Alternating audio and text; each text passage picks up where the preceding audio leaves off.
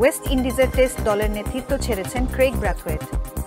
টি-20 অধিনায়কত্ব থেকে সরিয়ে দেওয়া হয়েছে রোভম্যান পাওয়েলকে। স্যাম কনস্টাসকে নিয়ে 2025-26 মৌসুমে কেন্দ্রীয় চুক্তিতে থাকা ক্রিকেটারদের তালিকা প্রকাশ করেছে অস্ট্রেলিয়া ক্রিকেট। তালিকায় জায়গা পেয়েছেন মোট 23 জন ক্রিকেটার।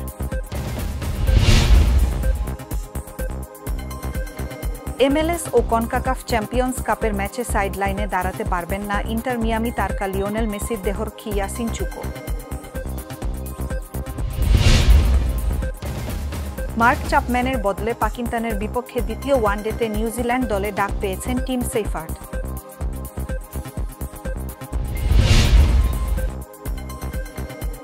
আন্দ্রে রাসেলের পর বিশ্বের দ্বিতীয় দ্রুততম ব্যাটার হিসেবে স্বীকৃত টি-20তে ৮,০০০ রান পূর্ণ করেছেন সূর্যকুমার যাদব।